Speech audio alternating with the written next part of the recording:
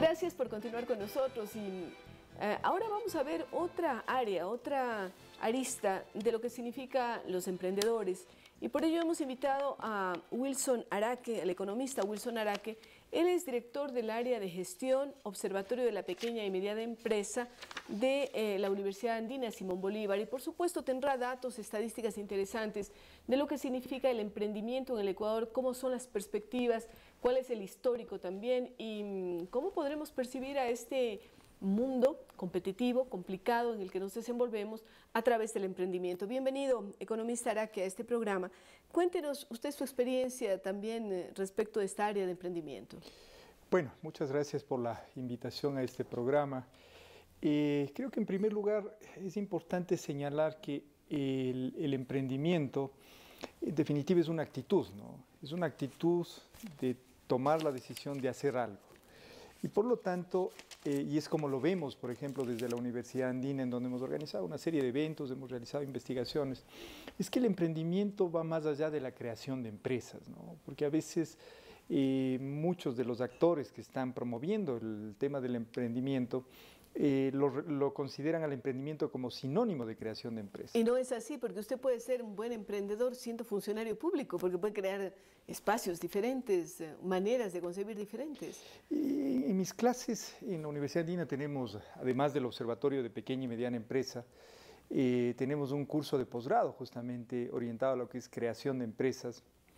Y cuando debatimos con los estudiantes en el aula, siempre ponemos de ejemplo a Eloy Alfaro. Inclusive ese seudónimo que se utiliza de Eloy Alfaro cuando se dice el viejo luchador, esa es una característica fundamental. Era un hombre hasta necio, podríamos decir, ¿no? Exacto. De un tesón increíble. Porque justamente una de las características del emprendedor es una persona que es perseverante. Claro. Eso es fundamental. Como usted acaba de señalar, es necio, ¿no? O sea, sigue ahí, a pesar que de pronto no le fue bien en algo, pero sigue insistiendo. En el caso de Eloy Alfaro, un poco cuando uno revisa la historia, por ejemplo, él logró culminar ese gran proyecto que era el ferrocarril. Por otro lado, todo ese entorno político un poco difícil que él tuvo que vivir, pero a pesar de ello, él siguió adelante y se propuso objetivos e hizo actividades, porque es importante, es acción, emprendimiento es acción. ¿Qué otra característica debe tener un emprendedor? Usted ya nos ha mencionado una característica, ser perseverante. ¿Qué otra? Otra característica es el tema de la creatividad. Ser creativo, ¿no? No hacer lo mismo que hacen todos. Exacto, no caer en la rutina, ¿no? Y eso es aplicable a cualquier ámbito, a cualquier ámbito. ¿Qué más? Además de lo que es la creatividad, algo que también es importante es la confianza en uno mismo, ¿no? La confianza en uno mismo, y de ahí la importancia, ¿no?, de ir creando, ¿no es cierto?, ciudadanos con una actitud mental positiva, ¿no? Y ahí creo que el sistema educativo juega un rol fundamental, ¿no? Ahora mismo veo que el Ministerio de Educación, luego de ese cambio que hizo a la malla curricular a nivel del bachillerato, incorporó una materia que se llama emprendimiento y gestión. Ahí personalmente, y fue una de las, yo participé en un par de reuniones que me invitaron, una de las críticas y personales que yo hice es que lo estaban viendo como emprendimiento, al emprendimiento como sinónimo de creación de empresas. Porque al final lo que querían enseñarle al estudiante era a elaborar planes de negocios en donde lo que se buscaba es que creen un producto y luego lo comercialicen, ¿no? No es eso solo. No es eso. Eso es una parte. Es una parte. Además, usted que es una persona, fue ministra de Educación, es conocedora del ámbito de educación, usted sabe que en esas tempranas edades, y cuando uno está en escuela, cuando está de adolescente, es como una esponjita que absorbe muchas cosas, ¿no? Entonces yo les decía, vean, no desaprovechen. Primero les felicité, les digo, qué interesante. Está bien que hay una cátedra de esto, ¿no? Exacto, pero les digo, no le vean como sinónimo de creación de empresas, sino vean como un espacio. Es una mentalidad diferente. Exacto, en esas edades es ir creando esto, ¿no? Cómo lograr que los ciudadanos se vuelvan perseverantes, cómo lograr que sean creativos, cómo lograr que la gente actúe de forma positiva. Y ahí, por ejemplo, si hablamos del sistema educativo, es importante hacer el trabajo no solamente en las aulas, sino también con los padres de familia. Porque, por ejemplo, en esta parte que decimos de actitud mental positiva. Claro, los padres son los que generan confianza en los hijos. Exacto, porque usted de pronto como maestro puede en el aula estarle diciendo que el alumno es lo máximo. Y en la casa le dicen que no vale para nada. Exacto, y que muchas veces sucede, ¿no? Y con las hijas peor todavía, pues, ¿no? Porque a los hijos siempre les dan algún chance mayor. Sí. Claro, sí. Por ejemplo, un error que a veces cometen los padres, yo me acuerdo de manera personal que alguna vez inclusive a mi mamá yo le reclamé en un buen sentido, ¿no? Y que a veces tendía a compararme siempre a veces con el vecino, con el primo, y eso no es bueno. Y eso no es bueno, eso no es bueno, eso no es bueno. Entonces, el sistema educativo juega un papel fundamental. La familia, el ambiente, las leyes, todo eso es importantísimo. Es parte del entorno en el que uno va construyendo esos ciudadanos. Ahora, cuéntenos cómo encuentra usted el Ecuador desde ese observatorio. ¿Cómo es que usted siente al Ecuador en estos momentos actuales?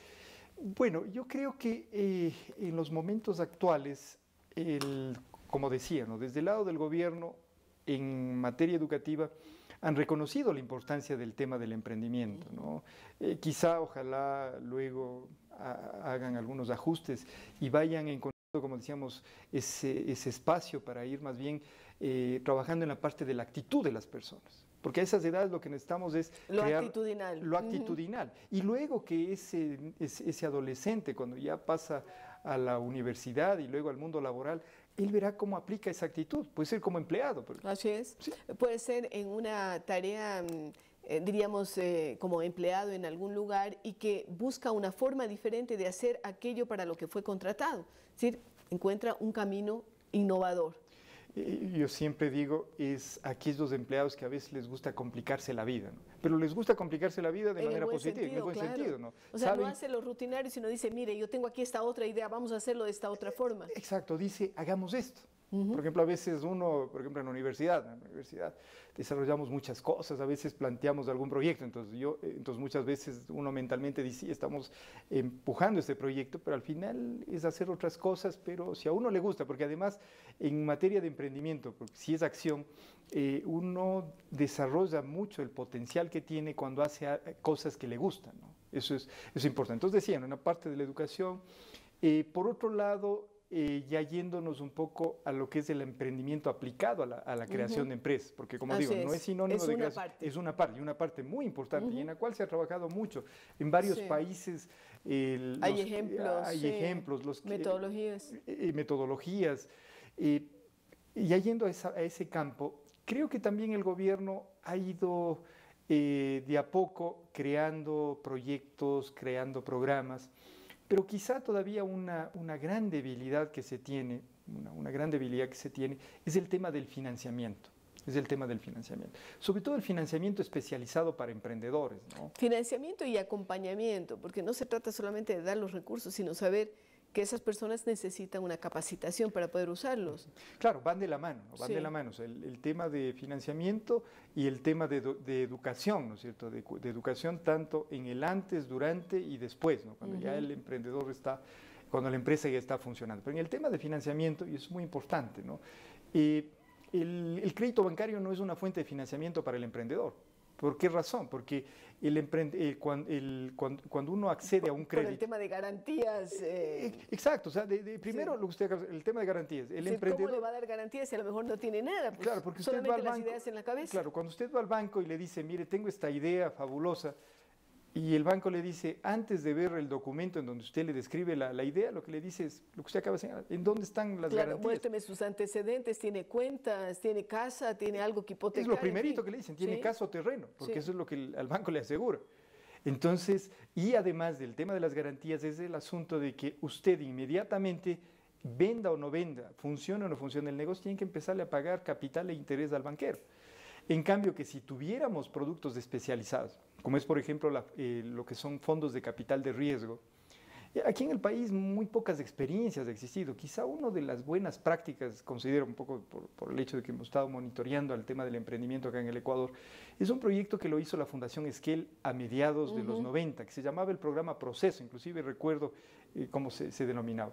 Por ejemplo, un caso que salió producto porque ese era justamente un programa en donde Fundación Esquel se volvía socio, ¿no? Claro, y semillero de proyectos, ¿no? Incubación de proyectos. Exacto, por ejemplo, hay uno de los proyectos que salió de ese programa fue estos chifles que se llaman los chifles, los manchis, también estos dulces de antes, ¿no? En donde Fundación Esquel confió en el emprendedor, en el proyecto del emprendedor, invirtió, y claro, en esos fondos de capital de riesgo la idea es que el que pone el dinero tiene luego la obligación de salirse de la empresa. Para que dejar que camine ya por sus propios exacto. Y quien tiene la opción de ser el dueño total es el emprendedor original. Entonces, eso, por ejemplo, hace falta en materia de ¿Qué estadísticas tiene usted? ¿Tiene algunos datos estadísticos respecto de cómo está el emprendimiento? Bueno, quizá un poquito, por eso le había traído el libro que lo publicamos de la universidad. El perfil del emprendedor ecuatoriano. Sí, entonces quizá ahí voy a un poquito brevemente a hablar sobre algunos datos que identificamos ahí. Por ejemplo, una de las cosas que tratamos de encontrar fue la respuesta a la pregunta, ¿qué es lo que les motiva a las personas a crear un negocio?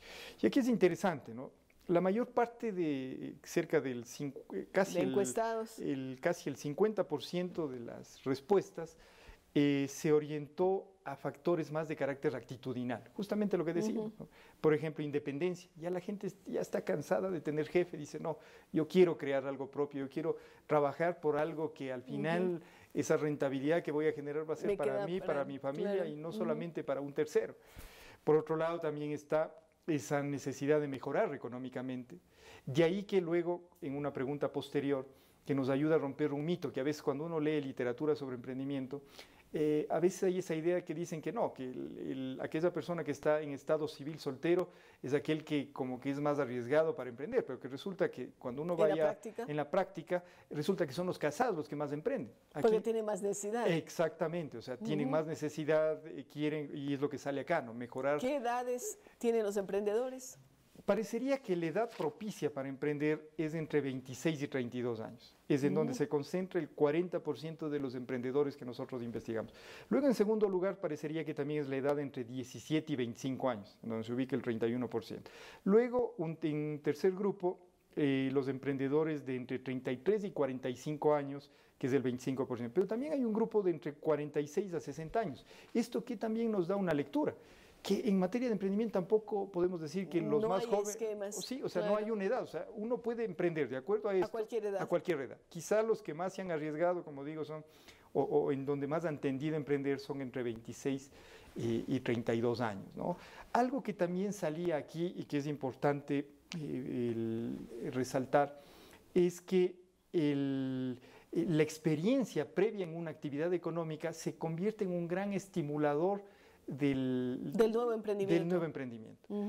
Como siempre decimos, ¿no? O sea, si uno, por ejemplo, estuvo trabajando en el ámbito turístico durante 6, 7 años, esos 6, 7 años es un gran aprendizaje, porque usted durante esos 6, 7 años logró conocer cómo funciona ese negocio, un poco recogiendo las palabras del fútbol, ¿no? Es más o menos entender cómo es el terreno de juego, ¿no? La cancha. La cancha, ¿no? Entonces, esa experiencia acumulada hay que aprovecharla, ¿no? De acuerdo a lo que usted ha visto con sus clases en la Universidad Andina, con la publicación de este libro, con el observatorio, ¿podríamos decir que la vida misma, la práctica enseña más que lo que enseña la academia? Yo creo que es un mix, ¿no? Es un mix. Se hacen necesarios ciertos instrumentos que da la academia, pero el emprendedor se hace en la práctica. Yo justo antes de entrar a la entrevista estaba leyendo el libro del perfil del emprendedor que publicamos y allí está, además incorporamos como un anexo la entrevista que hicimos a algunos hombres y mujeres emprendedores. Y una de las emprendedoras ahí decía, un poco para resaltar la importancia también de la capacitación en las aulas, decía, sí, si uno quiere pescar y quiere pescar con red, tiene que saber utilizar la red. Entonces ella, haciendo una analogía, así son los instrumentos. Acá es igual, dice, o sea, si yo voy a crear una empresa, esta emprendedora era una médica, entonces ella dijo, sí, yo sabía de medicina, pero de administración no sabía, entonces tuve que hacer un curso, un posgrado en administración de empresas y eso lo logró. Hay un mix entonces, sí, conjugarse por un lado lo académico con la práctica, con la praxis, con la creatividad, pero sabemos que siempre un emprendedor tiene que ser perseverante, tiene que tener una creatividad y tiene que tener confianza en sí mismo. Eso es lo que nos ha dicho nuestro entrevistado Wilson Araque, director del área de gestión de la Universidad Andina Simón Bolívar. Gracias a usted, economista, y con ustedes, queridos amigos, estamos luego de una pausa.